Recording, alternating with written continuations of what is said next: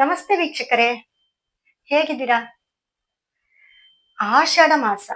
ಆಷಾಢ ಮಾಸ ಅಂದ್ರೆ 2025 ಆಷಾಢ ಮಾಸದಲ್ಲಿ ಮೀನ ರಾಶಿಯವರಿಗೆ, ಮೀನ ರಾಶಿಯವರು ಈಗಾಗ್ಲೇ ತುಂಬಾ ಸಾಕಷ್ಟು ನೋವನ್ನ ಅನುಭವಿಸಿದ್ದಾರೆ.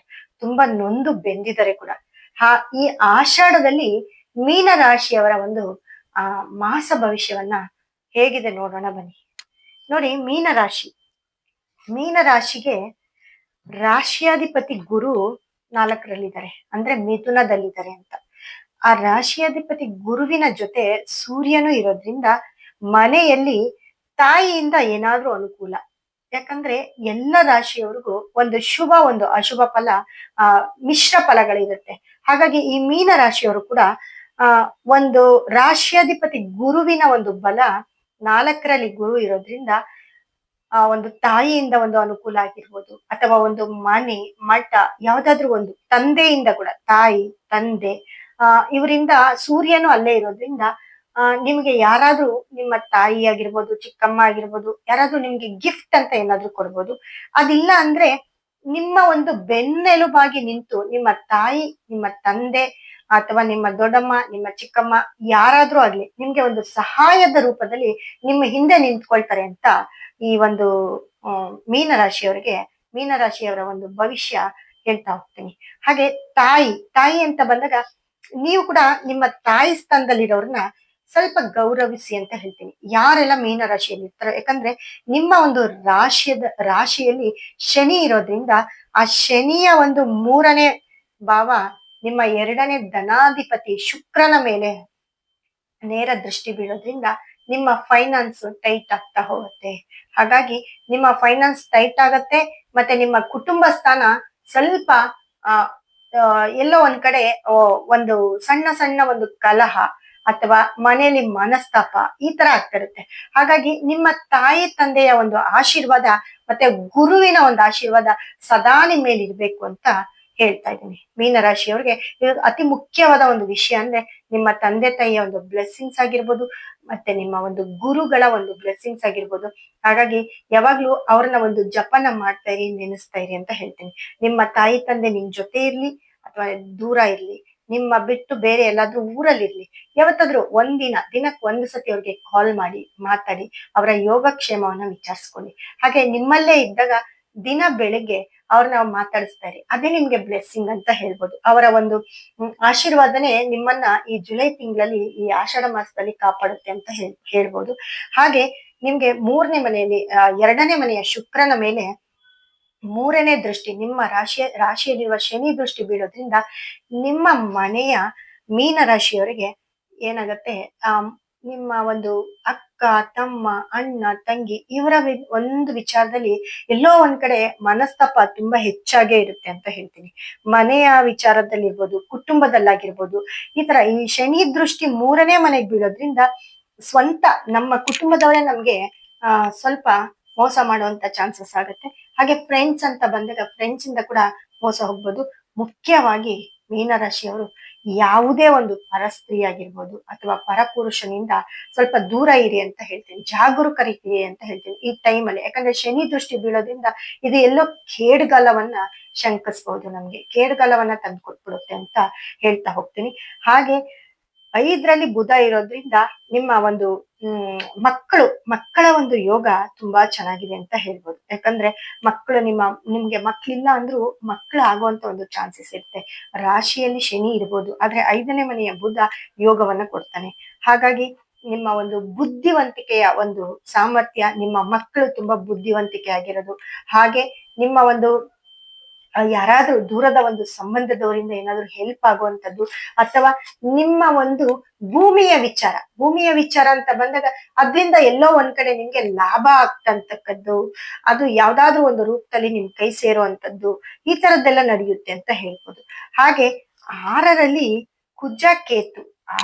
ಕುಜ ಮೀನರಾಶಿಗೆ ಟೈಮ್ ಕೆಟ್ಟಿದೆ ಅಂತ ಹೇಳ್ತಾ ಬರ್ತಾ ಇದ್ದೀನಿ. ನೋಡಿ, 6ರಲ್ಲಿ ಕುಜ ಮತ್ತೆ ಕೇತು ಇರೋದ್ರಿಂದ ಈ ತುಂಬಾ ಜಗಳ ಆಗೋದು, ಅಥವಾ ಮನೆಯಲ್ಲಿ ಯಾರಿಗಾದ್ರು ಹುಷಾರ್ ತಪ್ಪೋದು, ನೆಮ್ಮದಿ ಕಮ್ಮಿ ಆಗೋದು, ಕುಟುಂಬದಲ್ಲಿ ನೆಮ್ಮದಿ ಕಮ್ಮಿ ಆಗೋದು, ಮತ್ತೆ ತಂದೆ ಜೊತೆ ಸ್ವಲ್ಪ ಮನಸ್ತಾಪ ಆಗೋದು, ಆ ಅದರ ಜೊತೆ ಯಾಕಂದ್ರೆ ನಿಮ್ಮ ಧನಸ್ಥಾನದ ಅಧಿಪತಿ 2ನೇ ಮನೆಯ ಅಧಿಪತಿ ಕುಜ 6ಕ್ಕೆ ಬಂದಾಗ ಕುಟುಂಬವನ್ನ ಎಲ್ಲೋ ಒಂದ್ ಕಡೆ ಬೇರೆ ಮಾಡ್ತಾ ಹೋಗ್ತಾನೆ. ಅದರ ಜೊತೆ ಕೇತು ಇರೋದ್ರಿಂದ ಸ್ವಲ್ಪ ನಿಮ್ಮ ನೆಮ್ಮದಿಯನ್ನ ಹಾಳು ಮಾಡ್ತಾನೆ. ಅಂದ್ರೆ ನೀವು ರಾತ್ರಿ ಮಲಗುವಾಗ ನೆಮ್ಮದಿಯಾಗಿ ನಿದ್ದೆ ಕೂಡ ಬರ್ದಂಗೆ ಈ ಕುಜ ಮತ್ತೆ ಕೇತುವಿನ ಒಂದು ಏನಾಗುತ್ತೆ ಅಂಶ ನಿಮ್ಮನ್ನ ತಡಿತಾ ಇರುತ್ತೆ.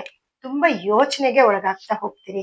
ಹಾಗಾಗಿ ನೀವು ತುಂಬಾ ಈ ಶನಿ ಗ್ರಹದ ಆರಾಧನೆಯನ್ನ ಮಾಡ್ಬೇಕಾಗತ್ತೆ. ಮತ್ತೆ ಗುರುವಿನ ಬಲವನ್ನ ಪಡ್ಕೊಳ್ಬೇಕಾಗುತ್ತೆ. ಗುರುವಿನ ಆರಾಧನೆ, ಗುರು ಅಂತಂದ್ರೆ ದಕ್ಷಿಣ ಮೂರ್ತಿಯನ್ನ ನೀವು ತುಂಬಾ ನೆನೆಸ್ಕೊಳ್ಬೇಕಾಗತ್ತೆ. ಹಾಗೆ ರಾಹುವಿನ ಆರಾಧನೆಯನ್ನು ಕೂಡ ಮಾಡ್ಬೇಕಾಗತ್ತೆ. ರಾಹು ನಿಮಗೆ 12ನೇ ಮನೇಲಿ ಇರ್ತಾರೆ. ರಾಹು 12ರಲ್ಲಿ ಇರೋದ್ರಿಂದ ನೀವು ರಾಹುವಿನ ಆರಾಧನೆ ಕೂಡ ಮಾಡ್ತಾ ಹೋಗ್ಬೇಕಾಗತ್ತೆ. ಮತ್ತೆ 7ನೇ ಸಪ್ತಮದ ದೃಷ್ಟಿ, ಶನಿಯ ಒಂದು 7ನೇ ದೃಷ್ಟಿ ನಿಮ್ಮ 7ನೇ ಮನೆಗೆ ನೇರವಾಗಿ ನಿಮ್ಮ ರಾಶಿಯಲ್ಲಿರುವ ಶನಿ ದೃಷ್ಟಿ 7ನೇ ಮನೆಗೆ ಬಿದ್ದಾಗ ನಿಮ್ಮ ಪಾರ್ಟ್ನರ್ಶಿಪ್ಗಳು ನಿಮ್ಗೆ ಮೋಸ ಮಾಡೋ ಚಾನ್ಸಸ್ ಇರುತ್ತೆ. ಮತ್ತೆ ನಿಮ್ಗೆ ಡೈವರ್ಸ್ ಆಗುವಂತ ಒಂದು ಚಾನ್ಸಸ್ ಕೂಡ ಇರುತ್ತೆ. ಹುಷಾರಾಗಿರಿ. ಯಾರ ಮನೇಲಿ ನಿಮ್ ಮನೇಲಿ ಗಂಡ ಹೆಂಡತಿ ಮಧ್ಯೆ ಜಗಳ ಆಗ್ತಿರುತ್ತೋ ಯಾವ್ದಾದ್ರು ಒಂದು ರೂಪದಲ್ಲಿ ಹೊಂದಾಣಿಕೆ ಮಾಡ್ಕೊಂಡು ಹೋಗ್ತಾ ಇರಿ. ಯಾಕಂದ್ರೆ ಈ ಒಂದು ಟೈಮ್, ಈ ಒಂದು ವರ್ಷ ನಿಮ್ಗೆ ಆತರ ಒಂದು ಭಾವವನ್ನ ಕೊಡುತ್ತೆ. ಯಾಕಂದ್ರೆ ಒಡೆದ ಕನ್ನಡಿ ಮತ್ತೆ ಒಂದು ಮಾಡಕ್ಕಾಗೋದಿಲ್ಲ. ಗಾಜಿಂದು ಏನಾದ್ರು ನಮ್ಮ ಕೈ ಜಾರಿ ಬಿದ್ದೋದ್ರೆ ಅದನ್ನ ಸೇರ್ಸಕ್ಕೂ ಆಗೋದಿಲ್ಲ. ಹಾಗಾಗಿ ಹುಷಾರಾಗಿ ಈ ಒಂದು ಏನ್ ಹೇಳ್ತೀರಿ, ಈ ಒಂದು ವರ್ಷ ನೀವು ಹಂಗ ಹುಷಾರಾಗಿ ನೀವು ಈ ಒಂದು ಕಾಲಘಟ್ಟವನ್ನ ತಳ್ಬಿಟ್ರೆ ನಿಮ್ಗೆ ಒಂದು ಒಳ್ಳೆ ಟೈಮ್ ಕೂಡ ಬರುತ್ತೆ ಅಂತ ಹೇಳ್ಬೋದು. ಹಾಗೆ ನಿಮ್ಮ ಒಂದು ಆ ಮನೆಯಲ್ಲಿ ಒಂದು ಸಣ್ಣ ಪುಟ್ಟ ಬಿರುಕು ಅಥವಾ ಈ ಡೈವೋರ್ಸ್ ಸಮಸ್ಯೆ ಅಥವಾ ಯಾರೆಲ್ಲ ಪ್ರೀತಿ ಪ್ರೇಮದಲ್ಲಿರ್ತೀರಿ ಅವ್ರಿಗೆಲ್ಲ ಬ್ರೇಕಪ್ ಆಗೋದು, ಇದೆಲ್ಲ ಕೂಡ ಮೀನರಾಶಿಯವರಿಗೆ ನಡೀತಾ ಬರುತ್ತೆ. ಅದು ಹೆಂಗ್ಸಾಗಿರ್ಬೋದು ಗಂಡಸ್ರಾಗಿರ್ಬೋದು, ಅವರ ಒಂದು ಲೈಫ್ ಅಲ್ಲಿ ಇದೆಲ್ಲ ಆಗ್ತಾ ಬರುತ್ತೆ. ಗುರುವಿನ ಒಂದು ಆರಾಧನೆ ತುಂಬಾ ಮುಖ್ಯವಾಗಿರುತ್ತೆ. ನಿಮ್ಗೆ ಗುರುವಿನ ಒಂದು ಆರಾಧನೆಯನ್ನ ಮಾಡ್ಕೊಳ್ಳಿ.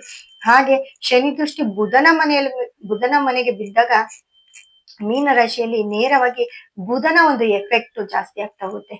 ಅಂದ್ರೆ ನಿಮ್ಮ ಒಂದು ಮೀನರಾಶಿಯವ್ರಿಗೆ ಏನಾಗುತ್ತೆ ಅಂದ್ರೆ ಆ ರಾಶಿಯ ಮನೆಯವರು ಸ್ವಲ್ಪ ಏನಾದ್ರೂ ಅತಿ ಬುದ್ಧಿ ಮಾಂದ್ಯ ಆಗಿರೋದು ಅಥವಾ ಅಂತ ಮಕ್ಳು ಹುಟ್ಟೋದು, ಈ ತರ ಅಂತ ಮಕ್ಳಿದ್ರೆ ಅವರ ಆಟಿಟ್ಯೂಡ್ ಜಾಸ್ತಿ ಆಗೋದು, ಈ ತರ ಎಲ್ಲ ಆಗ್ತಿರುತ್ತೆ. ಇಲ್ಲ ಆ ಮಕ್ಳಿಗೋಸ್ಕರ ನೀವು ತುಂಬಾ ಸಫರ್ ಮಾಡೋದು, ಇಲ್ಲ ಮಕ್ಕಳನ್ನ ಕಳ್ಕೊಳ್ಳೋದು, ಈ ತರ ಒಂದು ಇದನ್ನು ನಿಮ್ಮ ಮೀನರಾಶಿಯವರ ಒಂದು ಮನೆಯಲ್ಲಿ ಅವರ ಒಂದು ಕುಟುಂಬದಲ್ಲಿ ನಡೀತಾ ಹೋಗುತ್ತೆ. ಮತ್ತೆ 12ರಲ್ಲಿ ರಾಹು ಇರೋದ್ರಿಂದ ಇದರ ಒಂದು ಫಲ ತುಂಬಾನೇ ಕೆಟ್ಟದಾಗಿರುತ್ತೆ ಅಂತ ಹೇಳ್ಬೋದು. ಅಂದ್ರೆ ನೀವು ಏನೇ ಕೆಲಸ ಮಾಡಕ್ಕೋದ್ರು ಅಲ್ಲಿ ನಿಮ್ಗೆ ಎಲ್ಲನೂ ನೆಗೆಟಿವ್ ಅನ್ನೋದೇ ಒಂದು ಜಾಸ್ತಿ ಆಗ್ತಾ ಹೋಗುತ್ತೆ. 12ನೇ ಮನೆ ರಾಹು ತುಂಬಾ ಹುಷಾರಾಗಿರಿ, ತುಂಬಾ ಕೇರ್ಫುಲ್ ಆಗಿರಿ ಅಂತ ಹೇಳ್ತೀನಿ. ಯಾವ ಒಂದು ಹೂಡಿಕೆಯನ್ನು ಕೂಡ ನೀವು ಮಾಡಿರೋಂತ ಹೂಡಿಕೆಯನ್ನು ಕೂಡ ಈ ಒಂದು ಟೈಮಲ್ಲಿ ನೀವು ಅದನ್ನ ಟಚ್ ಮಾಡ್ಲೇಬೇಡಿ ಅಂತ ಹೇಳ್ತೀನಿ. ಯಾಕಂದ್ರೆ ಅದು ರಬ್ ಆಗಿ ಏನೋ ಒಂದಾಗಿ ನಿಮ್ಮ ಕೈ ಸೇರ್ತೀರಾ ಇರ್ಬೋದು, ಅಥವಾ ಇನ್ಯಾವುದೋ ರೂಪದಲ್ಲಿ ಇನ್ಯಾರೋ ತಿನ್ಕೊಂಡು ಹೋಗ್ಬೋದು. ಹೀಗಾಗಿ ಮೀನರಾಶಿಯವರು ಎಷ್ಟು ಹುಷಾರಾಗಿ ಹೆಜ್ಜೆ ನೀಡ್ತೀರೋ ಅಷ್ಟು ಒಳ್ಳೇದು ಅಂತ ಹೇಳ್ತೀನಿ. ಯಾವ್ದೋ ಒಂದು ವಿಷಯದಲ್ಲಿ ನೀವು ಪುಣ್ಯ ಮಾಡಿರ್ತೀರಿ ಅಂದ್ರೆ ತಾಯಿ ತಂದೆಯ ಒಂದು ಬೆಂಬಲ ಇರ್ಬೋದು, ಅವರ ಒಂದು ಆಶೀರ್ವಾದ ಇರ್ಬೋದು, ಅವರ ಒಂದು ಸಪೋರ್ಟ್ ಆಗಿರ್ಬೋದು, ಇದೆಲ್ಲ ನಿಮ್ಗೆ ಸಿಕ್ಕತ್ತೆ. ಮತ್ತೆ ಮಕ್ಳ ವಿಚಾರದಲ್ಲಿ ಕೂಡ ನೀವು ತುಂಬಾ ಚೆನ್ನಾಗಿರ್ತೀರಿ ಅಂತ ಹೇಳ್ಬೋದು. ಅದು ಬಿಟ್ರೆ ಟೋಟಲ್ ಆಗಿ ನಿಮ್ಮ ಒಂದು ಟೈಮು ತುಂಬಾ ಕೆಟ್ಟಿರೋದ್ರಿಂದ ನೀವ್ ಇದಕ್ಕೆ ಪರಿಹಾರವನ್ನ ಮಾಡ್ಕೊಳ್ಳೇಬೇಕಾಗತ್ತೆ. ನೋಡಿ, ಈ ಆಷಾಢ ಶುಕ್ರವಾರದಲ್ಲಿ ನಾವು ಈ ಮೀನರಾಶಿಯವರಿಗೆ ನೀವು ನಮ್ಮ ವಿಡಿಯೋದಲ್ಲಿ ನೋಡ್ತಾ ಇದ್ದೀರಾ, ಕುಂಭಕೋಣಂನಲ್ಲಿ ಇರುವಂತಹ ಆ ನವಗ್ರಹಗಳಲ್ಲಿ ಒಂದಾದಂತಹ ಗುರುವಿನ ಟೆಂಪಲ್ ಅಂದ್ರೆ ಆಲಂಗುಡಿಯಲ್ಲಿರುವಂತಹ ಮೂಲ ಸ್ಥಳ, ಗುರುವಿನ ಒಂದು ಮೂಲ ಸ್ಥಳ, ದಕ್ಷಿಣ ಮೂರ್ತಿ ಒಂದು ಮೂಲ ಸ್ಥಳಕ್ಕೆ ಹೋಗಿ ನಮ್ಮ ಒಂದು ಗುರುವಿಗೆ ಸಂಬಂಧಪಟ್ಟಂತಹ ಕಲ್ಲುಗಳನ್ನಾಗಿರ್ಬೋದು, ಅಥವಾ ಒಂದು ಬ್ರೇಸ್ಲೆಟ್ ಆಗಿರ್ಬೋದು, ಒಂದು ಟಂಬಲ್ಸ್ ಆಗಿರ್ಬೋದು, ಒಂದು ಆ ಗ್ರಹಕ್ಕೆ ಸಂಬಂಧಪಟ್ಟ ಪ್ರತಿಯೊಂದು ಪರಿಹಾರದ ವಸ್ತುಗಳನ್ನ ಅಲ್ಲಿ ನಾವು ಇಟ್ಟು ಪೂಜೆ ಮಾಡಿಸಿ ಅಲ್ಲಿಯ ಒಂದು ಶಕ್ತಿಯನ್ನ, ಗುರುಗ್ರಹದ ಶಕ್ತಿಯನ್ನ ಕೂಡ ಅದರಲ್ಲಿ ತಗೊಂಡ್ ಬಂದಿದ್ದೀವಿ. ಅದರ ಜೊತೆ ಇರುತ್ತೆ. ಹಾಗಾಗಿ ಆ ಗುರುವಿನ ಅನುಗ್ರಹ ಆ ನಮ್ಮ ಒಂದು ಗುರುವಿನ ಕಲ್ಲಿನ ಮೇಲೆ, ಗುರುವಿನ ಸ್ಟೋನ್ ಮೇಲೆ ಇರೋದ್ರಿಂದ ಅದನ್ನ ನೀವು ಯೂಸ್ ಮಾಡಿದಾಗ ನಿಮ್ಗೆ ಅದರ ಒಂದು ದುಪ್ಪಟ್ಟು ಪಾಸಿಟಿವ್ ನಿಮ್ಗೆ ಬರ್ತಾ ಹೋಗುತ್ತೆ. ಹಾಗಾಗಿ ನಿಮ್ಮ ಎಲ್ಲಾ ಕಷ್ಟಗಳಿಗೂ ಕೂಡ ನಿಮ್ಮ ಮೀನ ರಾಶಿ ಯಾರಿದ್ದೀರಿ ಅವರೆಲ್ಲ ಈ ಗುರುವಿನ ಒಂದು ಬ್ರೇಸ್ಲೆಟ್ ಆಗಿರ್ಬೋದು, ಸ್ಟೋನ್ ಆಗಿರ್ಬೋದು, ಆಗಿರ್ಬೋದು, ಅದನ್ನ ತಂದು ನಿಮ್ ಮನೇಲಿ ಇಟ್ಟಾಗ ನಿಮ್ಗೆ ಆ ಗುರುವಿನ ಅನುಗ್ರಹ ನಿಮ್ಮ ಮನೆಯಲ್ಲೆಲ್ಲ ಪ್ರಸಾರವಾಗ್ತಿದೆ ಅಂತ ಹೇಳ್ಬೋದು. ನಿಮ್ಮ ಕುಟುಂಬದಲ್ಲಾಗೋ ಜಗಳ ಆಗಿರ್ಬೋದು, ಮನಸ್ತಾಪ ಆಗಿರ್ಬೋದು, ನಿಮ್ಮ ಗಂಡ ಹೆಂಡತಿಯ ಒಂದು ಮನಸ್ತಾಪ ಆಗಿರ್ಬೋದು, ಇವೆಲ್ಲವೂ ಕೂಡ ಸರಿ ಹೋಗ್ತಾ ಬರುತ್ತೆ ಅಂತ ಹೇಳ್ತೀನಿ. ಹಾಗೆ ಈ ಆಷಾಢ ಶುಕ್ರವಾರದಂದು ನೀವು ಕಡಲೆಬೇಳೆಯ ಒಂದು ಸಿಹಿ ನೈವೇದ್ಯ, ಪಾಯಸ ಇದನ್ನ ಮಾಡಿ ನೀವು ದೇವರಿಗೆ ನೈವೇದ್ಯ ಇಟ್ಟು ಆಷಾಢ ಶುಕ್ರವಾರದಲ್ಲಿ ಅತಿ ಹೆಚ್ಚಾಗಿ ನೀವು ಪೂಜೆ ಮಾಡಿದಾಗ, ನಿಮ್ಮ ದೇವ್ರನ್ನ ನೀವು ಬೇಡ್ಕೊಂಡಾಗ ನಿಮ್ಗೆ ತುಂಬಾ ದುಪ್ಪಟ್ಟು, ಅದ್ರಲ್ಲೂ ಗಂಧವನ್ನ ದೇವರಿಗೆ ಸಮರ್ಪಿಸಿ, ಗಂಧ ಮತ್ತೆ ಪನ್ನೀರನ್ನ ದೇವರಿಗೆ ಸಮರ್ಪಿಸಿ ಪೂಜೆ ಮಾಡಿದಾಗ ನಿಮ್ಗೆ ತುಂಬಾ ಒಳ್ಳೇದಾಗತ್ತೆ ಅಂತ ಹೇಳ್ತೀನಿ. ತುಂಬಾ ಯೋಗವನ್ನ ಪಡ್ಕೊಳ್ತೀರಿ ಅಂತ ಹೇಳ್ತೀನಿ.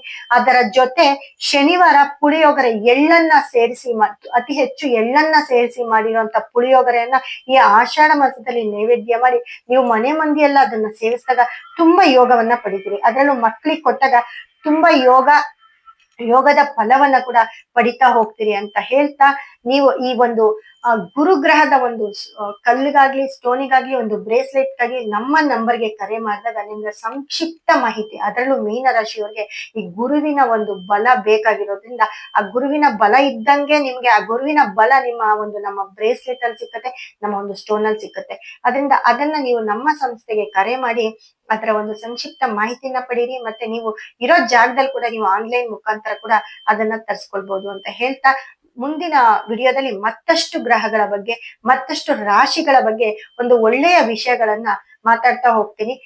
ಧನ್ಯವಾದ ವೀಕ್ಷಕರೇ.